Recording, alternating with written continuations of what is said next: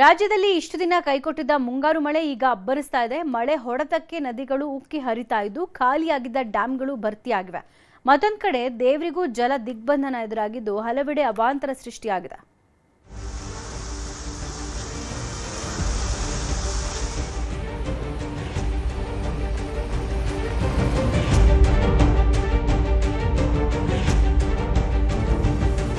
ಮಳೆಗಾಲದ ಹೊಸ್ತಿಲಲ್ಲೇ ಮಾಯವಾಗಿದ್ದ ಮುಂಗಾರು ಭರ್ಜರಿಯಾಗಿ ಎಂಟ್ರಿ ಕೊಡ್ತಿದೆ.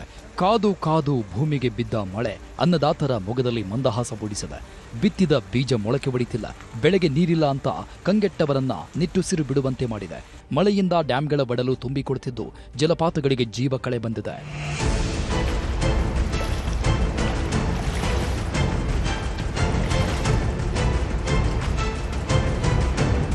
ಮಹಾರಾಷ್ಟ್ರದ ಪಶ್ಚಿಮ ಘಟ್ಟದಲ್ಲಿ ಶುರುವಾದ ಮಳೆ ಎಫೆಕ್ಟ್ ಬೆಳಗಾವಿ, ಚಿಕ್ಕೋಡಿಗೆ ತಟ್ಟಿದೆ. ಮಲಪ್ರಭಾ ನದಿ ಉಕ್ಕಿ ಹರಿತಿದೆ. ಹೀಗಾಗಿ ಖಾನಾಪುರದ ಹಬ್ಬಾನಟ್ಟಿ ಮಾರುತಿ ಮಂದಿರಕ್ಕೆ ಜಲದಿಗ್ಬಂಧನವಾಗಿದೆ.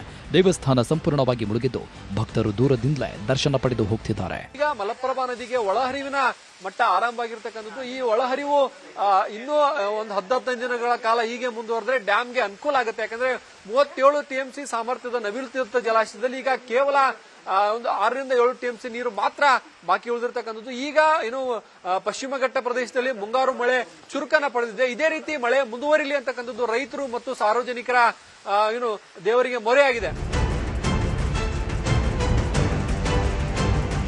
ಕೃಷ್ಣಾ ನದಿ ಒಳಹರಿವು ಹೆಚ್ಚಳವಾಗಿದ್ದು ಒಂದೇ ರಾತ್ರಿಯಲ್ಲಿ 25,000 ಕ್ಯೂಸೆಕ್ ನೀರು ಏರಿಕೆಯಾಗಿದೆ. ಇದರಿಂದ ಕಲ್ಲೋಳ ಯಡುವ ಬ್ರಿಡ್ಜ್ ಕಮ್ ಬ್ಯಾರೇಜ್ ಮುಳುಗಡೆಯಾಗಿದೆ. ಅಷ್ಟೇ ಅಲ್ಲ, ನೇಪಾಣಿ ತಾಲೂಕಿನ 3 ಕೆಳ ಹಂತದ ಸೇತುವೆ ಜಲಾವೃತವಾಗಿದೆ. ಹೀಗಾಗಿ ಗ್ರಾಮಸ್ಥರು ಪರ್ಯಾಯ ಮಾರ್ಗದಲ್ಲಿ ಸಂಚಾರ ಮಾಡುತ್ತಿದ್ದಾರೆ. ಈ ಮಧ್ಯೆ ಯಾರೂ ಕೂಡ ನದಿಗೆ ಇಳಿಯದಂತೆ ಜಿಲ್ಲಾಡಳಿತ ಎಚ್ಚರಿಕೆ ಕೊಟ್ಟಿದೆ. ಸಂಪೂರ್ಣವಾಗಿ ಬತ್ತಿ ಹೋಗಿದ್ದ ನದಿಗಳಿಗೆ ಈಗ ಜೀವ ಕಳೆ ಬಂದಿರತಕ್ಕಂಥದ್ದು. ಸೊ ನಾನು ದೃಶ್ಯಗಳಲ್ಲಿ ತೋರಿಸ್ತಾ ಹೋಗ್ತೀನಿ ಯಾವ ರೀತಿ ಇವತ್ತು ನದಿಗಳು ತಮ್ಮ ಅಪಾಯದ ಮಟ್ಟದಲ್ಲಿ ಇವತ್ತು ಹರಿತಾ ಇದ್ದಾವೆ ಅಂತಂದರೆ. ಸೊ ಈ ಒಂದು ದೃಶ್ಯಗಳು ಬಂದ್ಬಿಟ್ಟು ಇವತ್ತು ಬೆಳಗಾವಿ ಜಿಲ್ಲೆ ಚಿಕ್ಕೋಡಿ ತಾಲೂಕಿನಲ್ಲಿ ಹರಿಯುವಂಥ ಕೃಷ್ಣಾ ನದಿಯ ದೃಶ್ಯಗಳು.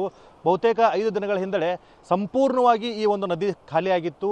ಕುಡಿಯೋದಕ್ಕೂ ಸಹ ನೀರಿರಲ್ಲ ಅಂಥ ಒಂದು ಪರಿಸ್ಥಿತಿ ನಿರ್ಮಾಣ ಆಗಿತ್ತು. ಆದರೆ 5 ದಿನಗಳಲ್ಲಿ ಏನು ಇವತ್ತು ಮಳೆ ಸುರಿತಾ ಇದೆ, ಪರಿಣಾಮವಾಗಿ ಈಗ ರಾಜ್ಯಕ್ಕೆ ಸರಿಸುಮಾರು 80,000 ಕ್ಯೂಸೆಕ್ಸ್ ಅಷ್ಟು ನೀರು ಹರಿದು ಬರ್ತಾ ಇದೆ.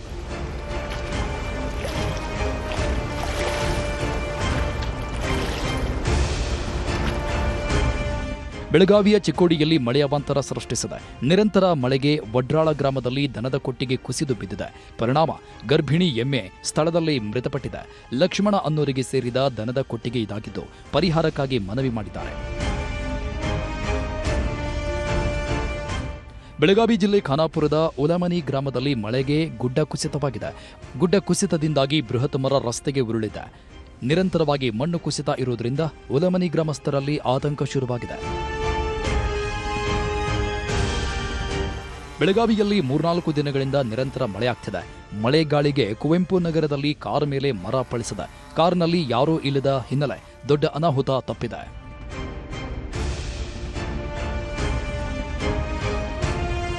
ಬಾಗಲಕೋಟೆಯಲ್ಲಿ ಸಂಪೂರ್ಣ ಬರಿದಾಗಿದ್ದ ಕೃಷ್ಣಗೆ ಜೀವ ಕಳೆ ಬಂದಿದೆ. ರಾಜಾಪುರ ಬ್ಯಾರೇಜ್ನಿಂದ 24 ಗಂಟೆಗಳಲ್ಲಿ 53,200 ಕ್ಯೂಸೆಕ್ ನೀರು ಹರಿದು ಬಂದಿದೆ. ಜಮಖಂಡಿ ತಾಲೂಕಿನ ಚಿಕ್ಕಪಡಿಸಲಿ, ಬೀಳಗಿ ತಾಲೂಕಿನ ಗಲಗಲಿ ಬ್ಯಾರೇಜ್ ಭರ್ತಿಯಾಗಿದೆ. ನೀರಿನ ಹರಿವು ಹೆಚ್ಚಳದಿಂದಾಗಿ ರೈತರ ಮೊಗದಲ್ಲಿ ಸಂತಸ ಮೂಡಿದೆ.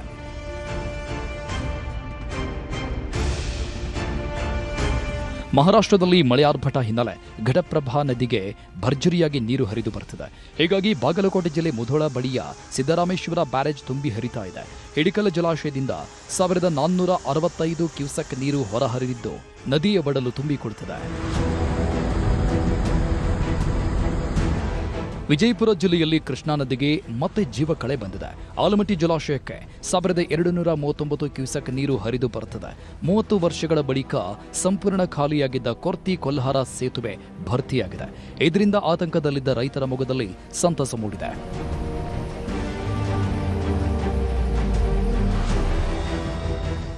ಮುಂಗಾರು ಚುರುಕು ಹಿನ್ನೆಲೆ ವಿಜಯನಗರದ ತುಂಗಭದ್ರಾ ಜಲಾಶಯದಲ್ಲಿ ಒಳಹರಿವು ಹೆಚ್ಚಳವಾಗಿದೆ. 2,150 ಕ್ಯೂಸೆಕ್ ಒಳಹರಿವಿದ್ದು ಜಲಾಶಯದ ನೀರಿನ ಮಟ್ಟ 1,587.92 ಅಡಿಗೆ ತಲುಪಿದೆ. ಒಟ್ಟು ನೀರಿನ ಸಂಗ್ರಹ 9.379 TMC ಇದ್ದು ಕಾಲುವೆಗಳಿಗೆ 140 ಕ್ಯೂಸೆಕ್ ನೀರು ಬಿಡುಗಡೆ ಮಾಡಲಾಗಿದೆ.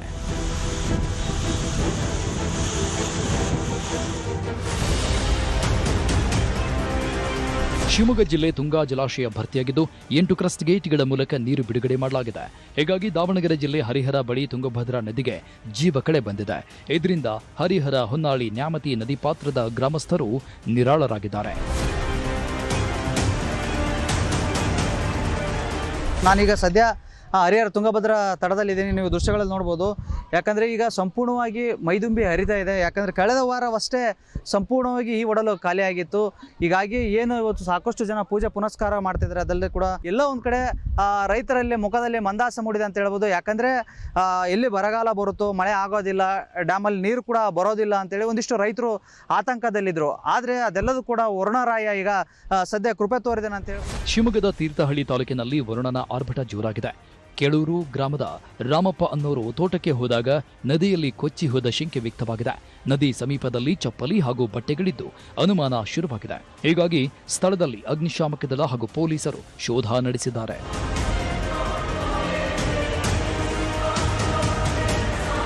ಮಲೆನಾಡು ಶಿವಮೊಗ್ಗದಲ್ಲಿ ಮುಂಗಾರು ಮಳೆ ಅಬ್ಬರ ಮುಂದುವರೆದಿದೆ. ಹೊಸನಗರ ತಾಲೂಕಿನಲ್ಲಿ ತಹಶೀಲ್ದಾರ್ ಭರತರಾಜ್ ರಜೆ ಘೋಷಣೆ ಮಾಡಿದ್ದಾರೆ. ಎಲ್ಲ ಶಾಲಾ ಕಾಲೇಜು ಹಾಗೂ ಅಂಗನವಾಡಿ ಕೇಂದ್ರಗಳಿಗೆ ರಜೆ ಘೋಷಿಸಿ ಆದೇಶಿಸಿದ್ದಾರೆ.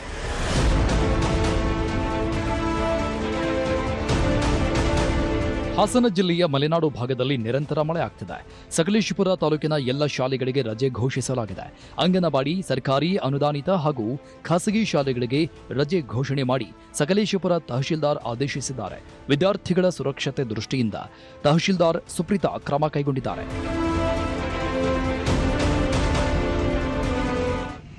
ಹಾಸನ ಜಿಲ್ಲೆಯ ಮಲೆನಾಡು ಭಾಗದಲ್ಲಿ ಭಾರೀ ಗಾಳಿ ಮಳೆಗೆ ಬೃಹತ್ ಮರ ಉರುಳಿ ಬಿದ್ದಿದೆ. ಇದರಿಂದ ಸುಮಾರು 10ಕ್ಕೂ ಹೆಚ್ಚು ವಿದ್ಯುತ್ ಕಂಬಗಳು ಧರೆಗುರುಳಿವೆ. ಪರಿಣಾಮ ಹಲವು ಗ್ರಾಮಗಳಿಗೆ ವಿದ್ಯುತ್ ಸಂಪರ್ಕ ಕಟ್ಟಾಗಿದೆ.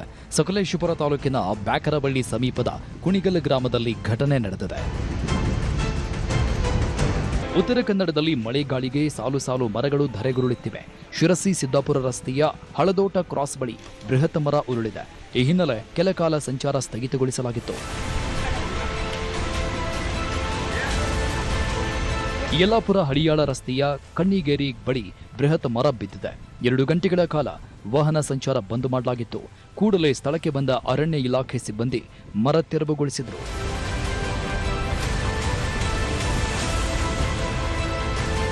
ಜೊಯ್ಡಾ ತಾಲೂಕಿನ ರಾಮನಗರದ ಗಣೇಶ್ ಗಲ್ಲಿಗೆ ಹೋಗುವ ಮುಖ್ಯ ರಸ್ತೆ ಏಕಾಏಕಿ ಕುಸಿದಿದೆ. ರಸ್ತೆ ಕುಸಿದ ಭಾಗದಲ್ಲಿ ಕಾರು ಸಿಲುಕಿ ಪರದಾಡುವಂತಾಯಿತು.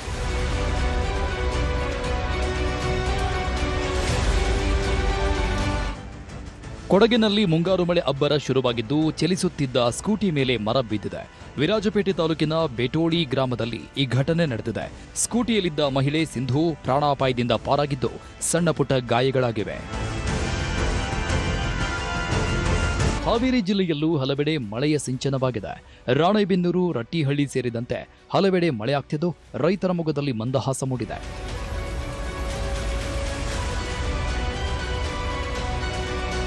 ಚಿಕ್ಕಮಗಳೂರು ಜಿಲ್ಲೆಯಲ್ಲಿ ಭಾರೀ ಮಳೆ ಬಿರುಗಾಳಿ ಬೀಸುತ್ತಿದ್ದು ಜನಜೀವನ ಅಸ್ತವ್ಯಸ್ತಗೊಂಡಿದೆ. ಕೊಟ್ಟಿಗೆಹಾರ, ಚಾರ್ಮಾಡಿ, ಬಣಕಲ್ ಸೇರಿದಂತೆ ಮೂಡಿಗೆರೆ ತಾಲೂಕಿನಾದ್ಯಂತ ಧಾರಾಕಾರ ಮಳೆಯಾಗ್ತಿದೆ. ಒಟ್ಟಾರೆ ಲೇಟ್ ಆಗಿ ಎಂಟ್ರಿ ಕೊಟ್ಟ ಮುಂಗಾರು ಆತಂಕದಲ್ಲಿದ್ದ ರೈತರು ನಿಟ್ಟುಸಿರು ಬಿಡುವಂತೆ ಮಾಡಿದೆ. Bureau report, news 18. ರಾಜ್ಯದ ಒಂದ್ ಕಡೆ ಮಳೆ ಅಬ್ಬರ ಜೋರಾಗಿದ್ರೆ ಮತ್ತೊಂದ್ ಕಡೆ ಬರದ ಭಯ ಕಾಡೋದಕ್ಕೆ ಶುರುವಾಗಿದೆ. ಮಳೆ ಯಾವಾಗ ಬರುತ್ತೆ ಅಂತ ಅನ್ನದಾತರು ಕಾದು ಕೂತಿದ್ದಾರೆ. ವರುಣ ಕರುಣೆ ತೋರಿಸ್ಲಿ ಅಂತ ದೇವರಿಗೆ ಹರಕೆ ಹೊತ್ತು ವಿಶೇಷ ಪೂಜೆ ನೆರವೇರಿಸುತ್ತಿದ್ದಾರೆ.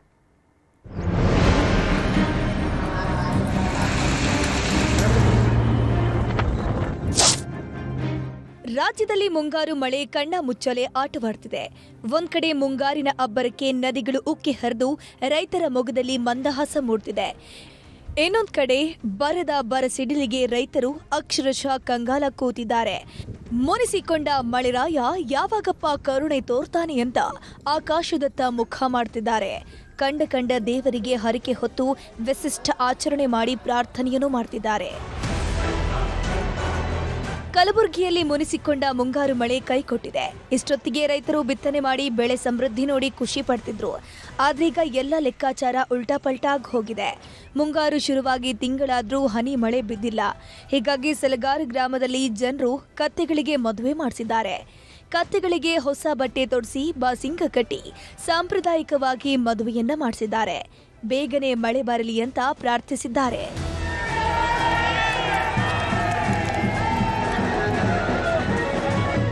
ಬಾಗಲಕೋಟೆ ಜಿಲ್ಲೆಯ ಕೆಲ ಭಾಗಗಳಲ್ಲಿ ವರುಣದೇವ ಕೃಪೆ ತೋರುತ್ತಿಲ್ಲ. ಮಳೆ ಇಲ್ಲದೆ ಭೂಮಿ ಬಾಯಿ ತೆರೆದು ನಿಂತಿದೆ. ಬಿತ್ತಿರೋ ಬೆಳೆ ಒಣಗಿ ಹೋಗ್ತಿದೆ. ಇವತ್ತು ಮಳೆಯಾಗತ್ತೆ, ನಾಳೆ ಮಳೆಯಾಗತ್ತೆ ಅಂತ ಜನ ಕಾದಿದ್ದೇ ಬಂತು. ಆದ್ರೆ ಮಳೆ ಮಾತ್ರ ಆಗ್ತಿಲ್ಲ. ಮಳೆ ಸುರಿಯೋದಿರ್ಲಿ, ಹನಿ ನೀರು ಸಿಗ್ತಿಲ್ಲ. ಹೀಗಾಗಿ ಇಳಕಲ್ ನಗರದ ಕಿಲ್ಲಾ ಗಲ್ಲಿಯ ಯುವಕರು ಹೆಣ್ಣು ವೇಷ ಧರಿಸಿ ಗುರ್ಜಿ ಪೂಜೆಯನ್ನ ಮಾಡಿದ್ದಾರೆ.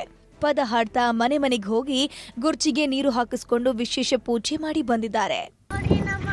ಮಳಿ ಬರ್ಲಾರ್ಸಕ್ಕ ನೀರು ಬಂದಿಲ್ಲ, ನೀರೆಲ್ಲ ಹೋಗ್ಬಿಟ್ಟಾರಿ. ಗುಡ್ಡಿ ನೀರು ಬಿಡಕ್ಕಿರ್ಲಿ, ಬೇರೆ ಮಳಿ ಬರ್ಸಪ್ಪ.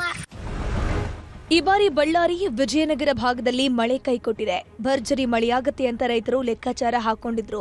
ಆದ್ರೀಗ ಆಗ್ತಿರೋದೇ ಬೇರೆ. ಮುಂಗಾರು ಮಳೆ ಕೈಕೊಟ್ಟಿದ್ದು ಬಿತ್ತನೆ ಮಾಡದೆ ಅನ್ನದಾತರು ಕಂಗಾಲಾಗಿದ್ದಾರೆ. ಉದ್ಯೋಗ ಖಾತ್ರಿ ಯೋಜನೆಯಲ್ಲಿ ಸಮರ್ಪಕವಾಗಿ ಕೆಲಸವೂ ಸಿಗ್ತಿಲ್ಲ. ಹೀಗಾಗಿ ಜನ ಗುಳೆ ಹೊರಟಿದ್ದಾರೆ. ಮಂಡ್ಯ, ಮೈಸೂರು, ಬೆಂಗಳೂರು ಹಾಗೂ ಮಹಾರಾಷ್ಟ್ರದತ್ತ ಮುಖ ಮಾಡ್ತಿದ್ದಾರೆ. ಹೊಟ್ಟೆ ತುಂಬಿಸ್ಕೊಳ್ಳೋಕೆ ಗುಳೆ ಹೋಗೋದು ಅನಿವಾರ್ಯ ಅಂತಿದ್ದಾರೆ ಜನರು. ವಿಜಯನಗರ ಜಿಲ್ಲೆಯಲ್ಲಿ 119 ತಾಂಡಗಳಿದ್ದು ಪ್ರತಿ ತಾಂಡಗಳಿಂದ ಗುಳೆ ಹೊರಡಲು ಕಾರಣ ಸಿದ್ಧತೆಗಳಾಗಿದೆ. ಕಾರಣ ಇಷ್ಟೇ, ಯಾವುದೇ ಕೆಲಸಗಳಿಲ್ಲ. ಈ ಹಿಂದೆ ಬಿತ್ತನೆ ಆಗಿರುವ ಜೋಳ, ರಾಗಿ, ಮೆಕ್ಕೆಜೋಳ ಯಾವುದು ಹುಟ್ಟೇ ಇಲ್ಲ. ಇನ್ನು ಮುಂದೆ ಶೇಂಗಾ ಬಿತ್ತನೆ ಮಾಡಲಿಕ್ಕೂ ಯಾವುದೇ ಉತ್ತಮವಾದ ಮಳೆ ಇಲ್ಲ. ಹಾಗಾಗಿ ಎಲ್ಲ ಜನಗಳು ಗುಳೆ ಹೊರಟಿದ್ದಾರೆ. ರಾಯಚೂರು ಜಿಲ್ಲೆಯಾದ್ಯಂತ ಮಳೆ ಅನ್ನೋದು ಮಾಯವಾಗಿ ಹೋಗಿದೆ. ಕಳೆದ 4 ದಿನಗಳಿಂದ ಮೋಡ ಕವಿದ ವಾತಾವರಣ ಇದ್ರೂ ವರುಣ ಕೃಪೆ ತೋರ್ತಿಲ್ಲ. ಬಿತ್ತನೆ ಮಾಡಿದ ಬೆಳೆ ಉಳಿಸ್ಕೊಳ್ಳೋಕೆ ರೈತರು ಪರದಾಟ ನಡೆಸುತ್ತಿದ್ದಾರೆ. ಬಿತ್ತನೆ ಮಾಡಿದ್ದ ತೊಗರಿ ಸಸಿಗೆ ಬಿಂದಿಗೆ ಬಕೆಟ್ ಹಿಡಿದು ನೀರನ್ನ ಹಾಕ್ತಿದ್ದಾರೆ. ಮುಂಗಾರು ಮಳೆ ಬಂದಿರೋ ಸಲುವಾಗಿ ಬಿತ್ತೀವಿ. 5 ಎಕರೆ ಹೊಲ ತೊಗರಿ ಹಾಕಿದ್ವಿ. ದಿನ ಮಳೆ ಬರುತ್ತನ್ನೋ ಒಂದು ಆಶಾ ಇದ್ರ ಸಲ ಕುಂತೀವಿ. ಮಳೆ ಅಂತೂ ಬರೋ ಇದು ಕಡಿಮೆ ಐತಿ. 5 ಎಕರೆ ತೊಗರಿ ಅಂತೂ ನಾವು ಹಾಕಿದ್ದು. ಹಾಗಾಗಿ ನೀರಿಲ್ಲ, ಮಳೆ ಇಲ್ಲ. ಹಾಗಾಗಿ ಕೊಡದಿಂದ ಬಕೆಟಿಂದ ತಂದು ನೀರು ಹಾಕಕತ್ತೀವಿ ನಾವೀಗ. ತೊಗರಿ ಬಿತ್ತಿದ್ದೀವಿ, ಏನು ಹೇಳೋಕ್ಕಿಲ್ಲ ಸರ್ ನಮ್ಮ ಪರಿಸ್ಥಿತಿ. ಸಾಲ ಸೋಲ ಮಾಡಿ ಕೇಸಿ ಬೀಜ ತಗೊಂಬಂದು ಹಾಕಿವಿ, ಗೊಬ್ಬರ ಹಾಕಿವಿ. ಮತ್ತು ಏನು ಮಾಡೋಕ್ಕಿಲ್ಲ, ಏನು ಇದು ಮಾಡೋಕ್ಕಿಲ್ಲ. ಸಾಲ ಮಾಡ್ಕೊಂಡು ರೈತನ ಭಾಳ ಗೋಳ ಆಗ್ಬಿಟ್ಟೈತಿ. ಈ ವರ್ಷದಾಗಂತರೂ ಒಟ್ಟು ಮಳೆನೇ ಇಲ್ಲ. ಒಂದು 1.5 ತಿಂಗಳಾಯಿತು. ನಮ್ಮ ಪರಿಸ್ಥಿತಿ ಭಾಳ ಹೇಳಕ್ಕೆ ಹದಗೆಟ್ಟು ಹೋಗ್ಬಿಡುತ್ತೆ. ಯಾದಗಿರಿ ರೈತರ ಸ್ಥಿತಿ ಆ ದೇವರಿಗೆ ಪ್ರೀತಿ ಅನ್ನುವಂತಾಗಿದೆ. ಯಾಕಂದ್ರೆ ಮುಂಗಾರಿನ ಆರಂಭದಲ್ಲಿ 80 ಮಿಲಿಮೀಟರ್ ಮಾತ್ರ ಮಳೆಯಾಗಿದೆ. ಈ ಬೆನ್ನಲ್ಲೇ ಜಿಲ್ಲೆಯಾದ್ಯಂತ ಸುಮಾರು 1,65,000 ಹೆಕ್ಟೇರ್ ಪ್ರದೇಶದಲ್ಲಿ ಬಿತ್ತನೆಯಾಗಿದೆ. ಅದೇ ಲಾಸ್ಟ್ ಮಳೆ ಅನ್ಸುತ್ತೆ. ಆಮೇಲೆ ಮಳೆ ಮಂಗಮಾಯವಾಗಿ ಹೋಗಿದೆ. ಹತ್ತಿ, ತೊಗರಿ, ಶೇಂಗಾ ಬೆಳೆ ಮೊಳಕೆಯಲ್ಲೇ ಒಣಗಿ ಹೋಗಿದೆ. ಅಲ್ಲದೆ ಬಸವಸಾಗರ ಜಲಾಶಯ ನೀರಿನ ಮಟ್ಟ 33.31 ಸಾಮರ್ಥ್ಯವನ್ನು ಹೊಂದಿದೆ. ಈಗ 14.76 ಟಿಎಂಸಿ ನೀರಷ್ಟೇ ಇದ್ದು ಅದು ಕೂಡ ಖಾಲಿಯಾಗೋ ಆತಂಕ ಶುರುವಾಗಿದೆ. 4,04,000 ಹೆಕ್ಟೇರ್ ನಾವು ಮುಂಗಾರಂಗಾಮಿಗೆ ಗುರಿಯನ್ನು ನಾವು ಹೊಂದಿದ್ದೀವಿ ಸರ್. ಮಳೆಯ ಪ್ರಮಾಣ ಕೊರತೆ ಆಗಿದೆ ಸರ್. ನಮಗೆ ಮಳೆ ಸುಮಾರು 45%, 46%ನಷ್ಟು ಮಳೆ ಕೊರತೆ ಇದೆ. ಈ ಮಳೆಯನ್ನು ನಾವು ಬರಲಿ ಅಂತೇಳಿ ಮುಂದಿನ ದಿನದಲ್ಲಿ ಆಶೋಣ ಸರ್. ನಮಗೆ ಡ್ಯಾಮಿಗೆ ನೀರಿಲ್ಲ. ಹೋದ ಸಲ ಬಂದಿತ್ತು 18 ಕಾಂಗ ಡ್ಯಾಮ್ ತುಂಬಿದ್ದು. ಇವಾಗ ನೀರಿಲ್ಲದ ಬಟ್ಟಿಗೆ ಎಲ್ಲ ಕಡೆ ಸ್ವಲ್ಪ ಪ್ರಾಬ್ಲಮ್ ಆಗ್ಲಕ್ಕೈತದ. ಈ ಕೃಷಿ ಇಲಾಖೆ ಸರಿಯಾದ ನೀರು ಬಿಟ್ಟಿಲ್ಲ ಅಂದ್ರೆ ನಮಗೆ ಸ್ವಲ್ಪ ಭಾಳ ಅನಾನುಕೂಲ ಆಗ್ತೈತಿ. ಇಲ್ಲ ಬೇರೆ ಕಡೆ ಹೋಗ್ಬೇಕಾಗ್ತೈತಿ ನಮ್ಗೆ. ಹಾವೇರಿ ಜಿಲ್ಲೆಯ ಕೆಲ ಭಾಗಗಳಲ್ಲಿ ಮುಂಗಾರು ಮಳೆ ಮರೀಚಿಕೆಯಾಗಿ ಹೋಗಿದೆ. ಮಳೆಯಾಗ್ತಿಲ್ಲ ಅಂತ ರೈತರು ಕಂಗಾಲಾಗಿ ಹೋಗಿದ್ದಾರೆ. ರೈತರ ಸಂಕಷ್ಟಕ್ಕೆ ಜಿಲ್ಲೆಯ ಶಾಸಕರು ಸ್ಪಂದಿಸಿದ್ದಾರೆ. ಜಿಲ್ಲೆಯ ಶಾಸಕರ ಸಹಭಾಗಿತ್ವದಲ್ಲಿ ಮೋಡ ಬಿತ್ತನೆ ಕಾರ್ಯ ನಡೆಸಲಾಗಿದೆ. ಶಾಸಕರಾದ ಪ್ರಕಾಶ್ ಕೋಳಿವಾಡ, ರುದ್ರಪ್ಪ ಲಮಾಣಿ, ಯುಬಿ ಬಣಕಾರ್, ಯಾಸಿರ್ ಪಠಾಣ್, ಶ್ರೀನಿವಾಸ್ ಮಾನೆ ಸೇರಿ ಸ್ವಂತ ಖರ್ಚಿನಲ್ಲೇ ಮೋಡ ಬಿತ್ತನೆ ಮಾಡಿಸಿದ್ದಾರೆ.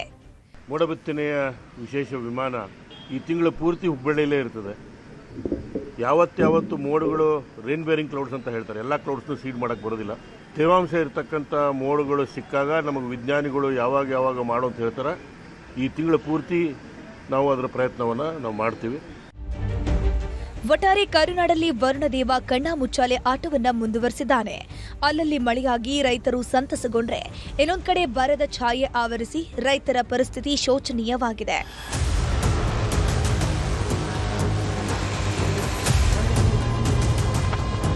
Bureau report, news 18.